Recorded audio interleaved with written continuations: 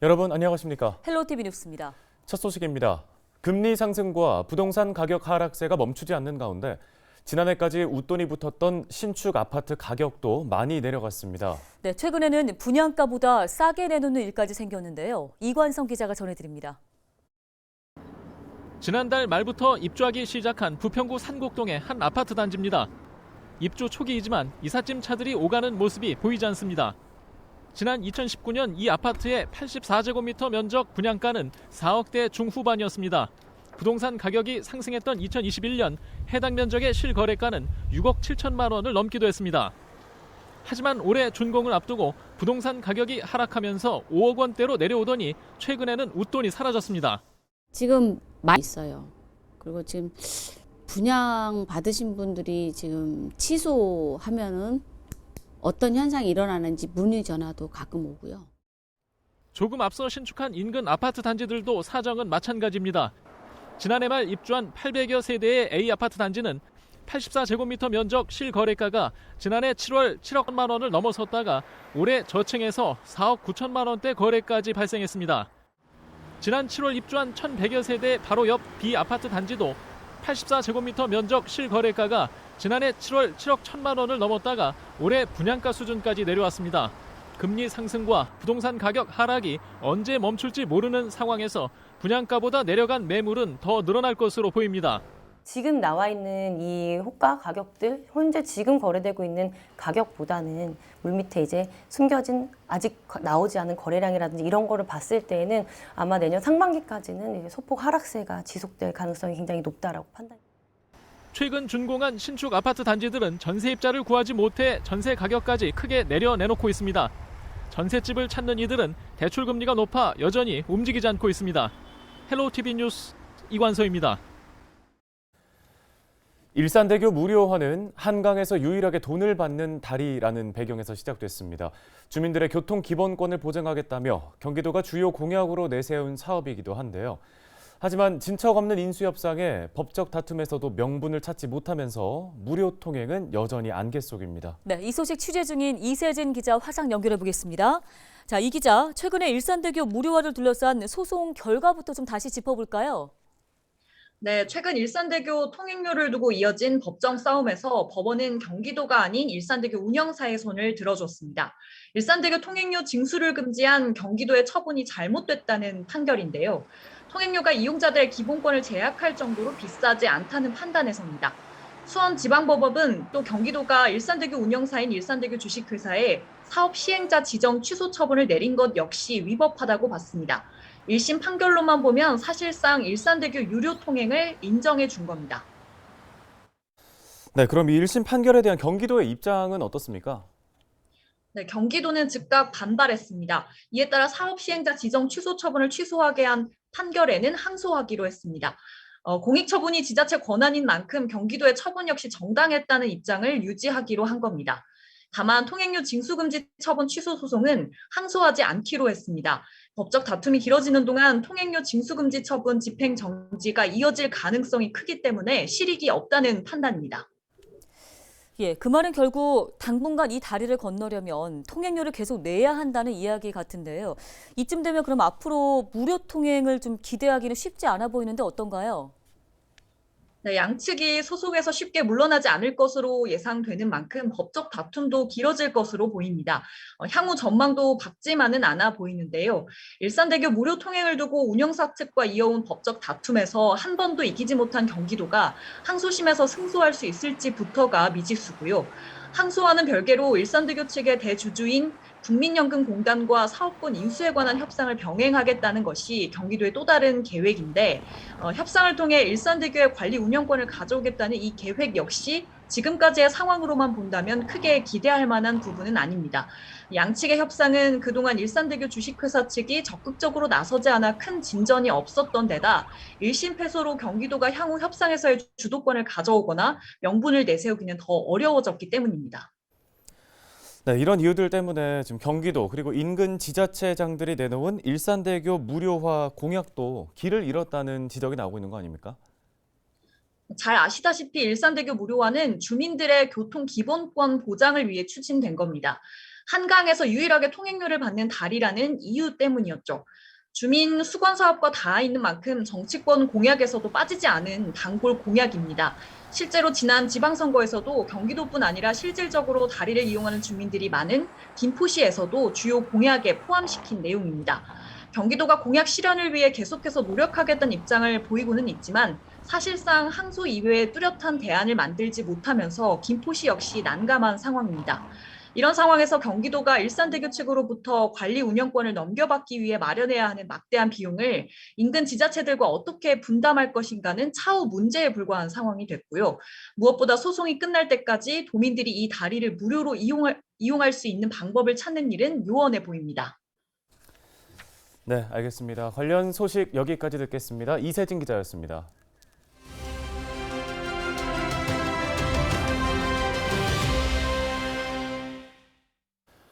인천 제2의료원이 부평 미군기지 캠프마켓 부지에 들어서는 것을 두고 주민들 사이에서 기대와 우려가 교차하고 있습니다. 네, 관련 소식을 인천도시경영연구원의 마경남 부평센터장 연결해서 들어보겠습니다. 센터장님 안녕하십니까? 네, 안녕하십니까. 마경남입니다. 반갑습니다.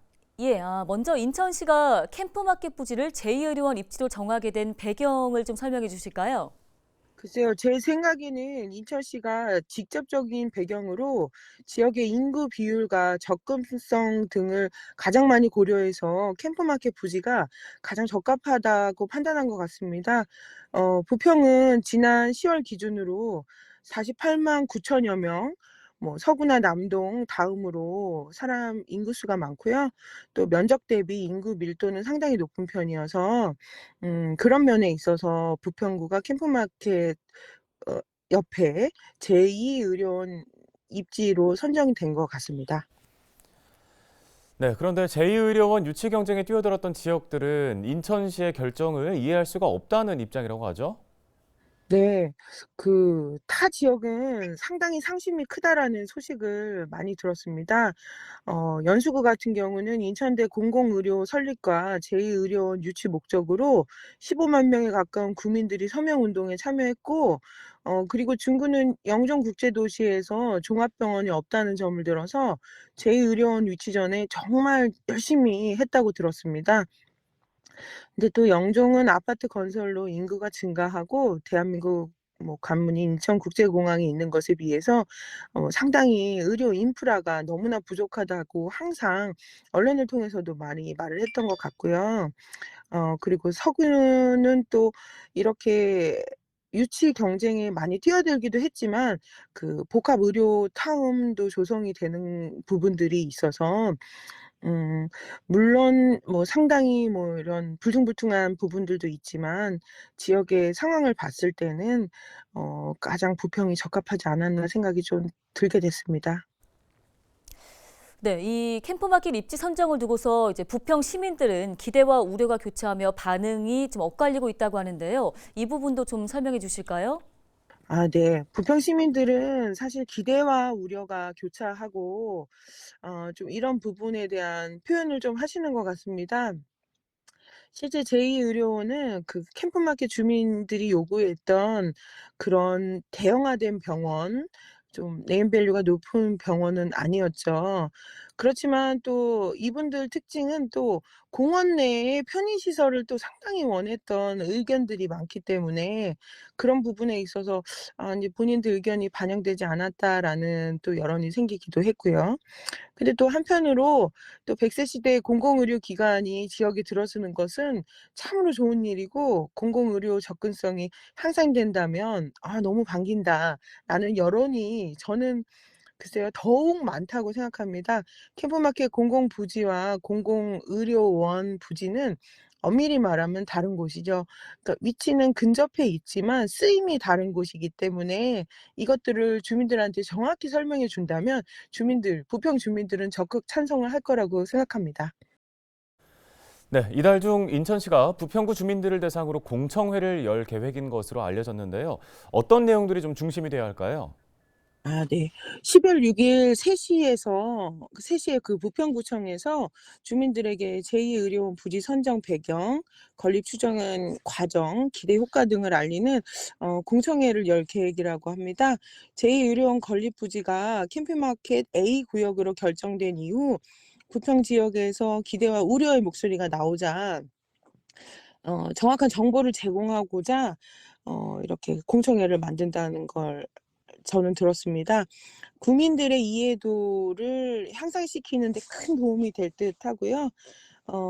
재빠르게 이와 같은 일이 결정되기 직전이라도 사전 설명회를 좀 했다면 더욱더 좋은 결과가 있지 않았을까라는 생각이 좀 듭니다. 인천시가 이 공공의료원 부지에 대해서 결정을 했고 부평이란 지역은 이제 공공의료원이 생기는 지역으로 확정된 만큼 인천시는 재빨리 그 캠프마켓 부지 내 전체 활용 계획 그거와 함께 연계 추진해서 저희가 공공의료원 사업이 빨리빨리 진행됐으면 좋겠다라는 생각이 들고요. 내년 2월까지 제2의료원 설립 운영 계획을 수립하고 상반기 중 보건복지부 예비 타당성 조사를 위한 사업계획서를 제출할 계획이라고 제가 시에 있는 분의 내용을 좀 들어봤습니다. 이런 일들이 시일이 걸리겠지만 빨리 부평을 위해서 빨리 실현되기를 희망합니다. 네, 알겠습니다. 말씀 여기까지 듣겠습니다. 인천도시경영연구원 마경남 부평센터장이었습니다.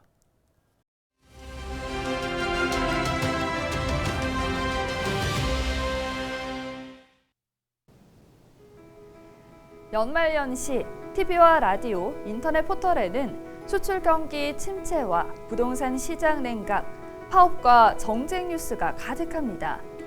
지역사회 소외계층을 위한 모금과 기부, 봉사활동이 늘고 있지만 잘 보이지 않는데요. 지금 어딘가에서는 에너지 빈곤층 가정에 연탄과 난로를 기부하고 있고 혼자 남은 고령자들이 춥고 외로운 연말을 보내지 않도록 따뜻한 손을 내밀고 있습니다.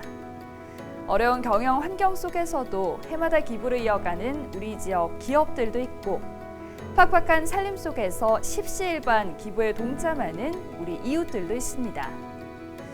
추운 겨울, 온정의 소식들이 가득 차 더 따뜻한 연말이 될 수 있기를 바라고요. 바쁘게 달려온 한 해를 돌아보고 주위의 어려운 이웃에게도 관심을 갖는 연말을 기대해봅니다. 데일리 브리핑이었습니다.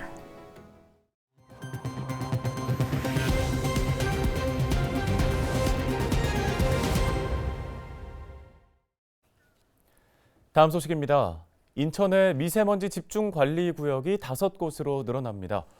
인천시가 부평구 갈산 1, 2동과 남동구 논현동 등 일대를 미세먼지 집중관리구역으로 추가 지정했습니다.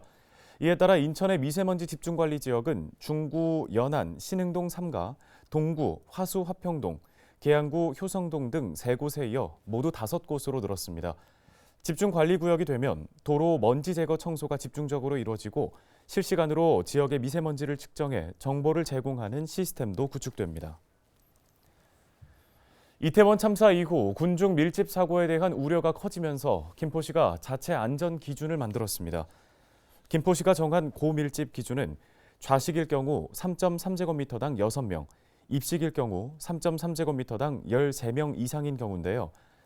김포시는 장소의 폐쇄성이나 통행로의 특성에 따라 밀집사고 위험지역을 판단하는 4가지 기준도 함께 마련했습니다. 기준에 따라 위험지역으로 분류되면 지역 축제는 장소를 변경해야 하고 주최가 없는 모임은 성격에 따라 담당 부서가 배치돼 김포시와 소방, 경찰이 안전사고 대비책을 마련해야 합니다. 인천시가 위생관리를 제대로 하지 않은 가공육 업체 3곳을 적발했습니다. 인천시는 최근 분쇄 가공육 제조 유통업체 20곳의 위생관리 실태를 조사한 결과 의무사항인 자가 품질 검사를 2년여 동안 하지 않은 업체 2곳을 확인했습니다. 또 유통기한이 경과된 한우를 폐기 표지 없이 영업장에 보관한 인터넷 판매업체 1곳도 적발했는데요.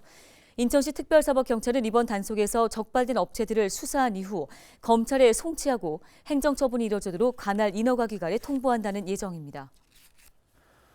뉴스 마치겠습니다. 네, 고맙습니다.